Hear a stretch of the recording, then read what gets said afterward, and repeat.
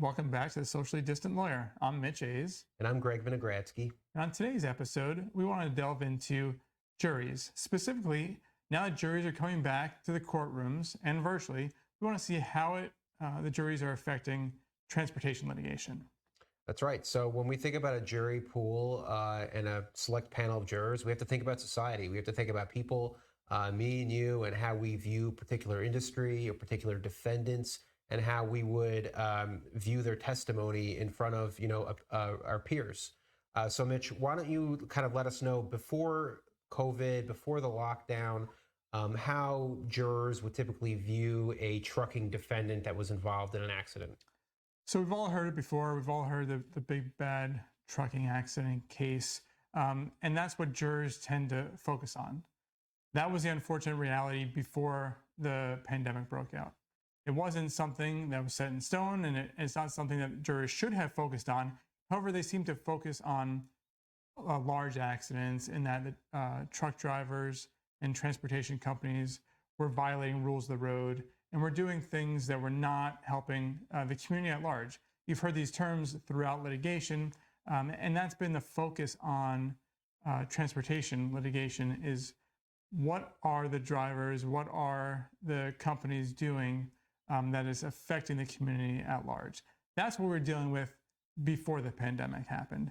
I think we've now made a pivot though, and we've changed up what's happening between when the pandemic started and before the vaccination rolled out, when truck drivers and transportation companies were solely on the road helping us to deliver goods.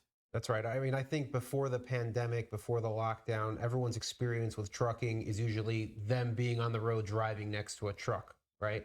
And that relationship kind of changed when everyone stayed at home and everyone realized how necessary the trucking industry is and the services that these drivers provide and how essential they are as workers, right, Mitch? So How did that kind of change the perception now for a jury, we'll say, after the pandemic, but before the vaccine rollout began? Right. So in that stage between roughly when it started affecting the U.S. in January, March of 2020, up until the vaccine started to be rolled out in mass distribution, you saw a lot of videos posting social media sites where truck drivers and workers were delivering packages. And that was the only way, and sometimes the only form of communication that someone had with someone was when they came to their door through your front door, glass door screen and whatnot, and interacting with the drivers as they were bringing packages, because that was allowing you to function. That was allowing you to get the supplies you need, whether it be medical or any of the numerous goods you were buying on the internet throughout that early stage when no one really knew what was going on. The focus was on the transportation industry. The focus was on getting goods from transportation centers, transportation hubs to the actual consumer.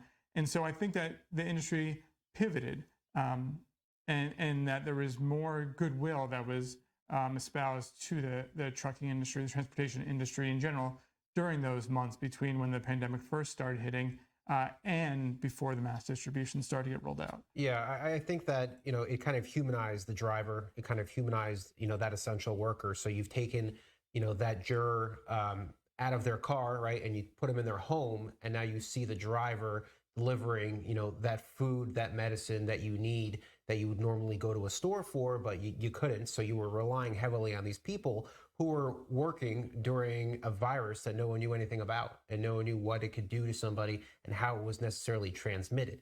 And I think that sticks with a jury. And I think that still would stick with a jury.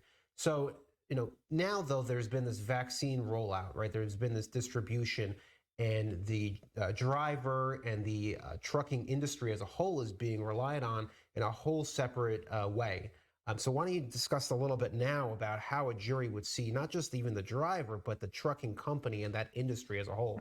So now the trucking companies are, again, front and center in the vaccine rollout, working hand in hand with the government. The scenes that you see on the nightly news when the vaccine distribution was first happening are the logistic infrastructure of companies like FedEx rolling out the vaccines, rolling from the plane to the truck to the distribution sites, and then eventually into doctors' offices or mega sites, vaccination sites. That's been humanizing. That's been, like you've said, humanizing, and it's been engendering more goodwill towards the truck industry. And I think that's what jurors are going to focus on. That's what the focus is going to be now as we move forward into this new normal, and when we're trying to get back into having jury trials, whether it be virtual or in the courthouse. But you want to, as a trucking industry person, an expert in the trucking industry, you want to humanize your driver. You want to show all the good things that your driver is doing to the community at large, how they've helped during this pandemic, what your company has done to achieve goodwill in the community as well, to humanize everyone and to allow jurors to see that aspect of the company, which they may not have been focusing on before the pandemic. Yeah, I agree. I think that, the one image that sticks in people's heads since the vaccine is that, big truck rolling out of the distribution center with all the vaccines loaded up, going to deliver them to some hospital or some center that's going to, some mega site. So that image has to stick. And as a defense attorney, you have to make sure it sticks in the mind of a jury. And there's a lot of valuable things that you can use during depositions or at the trial testimony of the driver. I mean, were they one of these people delivering or distributing these vaccines? Were they working during the lockdown? These things are questions that you can ask. You can try to get them out in a trial as much as possible for the jury, like Mitch has been saying, to try to get them to see that person as not just somebody that they drive next to on the side of the road, but somebody necessary for that jury to be able to go see their grandkids and for them to kind of get their life back on track, and how important that industry is to make sure that all happens. Yeah. All good points. So what are we learning from this? What are we going to take away from the case? You got to start by telling the story. Tell the story about your companies. Tell the story about your drivers. That if you're defending an accident or defending some type of incident that occurs out on the roadway, how are you going to, again, humanize? How are you going to show the goodwill? Start from the beginning. Talk about how the drivers have affected what's been going on in the community at large as a way to combat what plaintiff's counsel might be doing on the other side to try to take your company down a notch by showing how you're harming the community, because that was the tactic before the pandemic happened. So you want to start from the beginning, tell your story, tell the story of your driver, and tell a story of your company. And that'll start engendering you goodwill from the time that you walk into the room to select a jury all throughout that trial. Thanks for joining us on another episode of The Socially Distant Lawyer.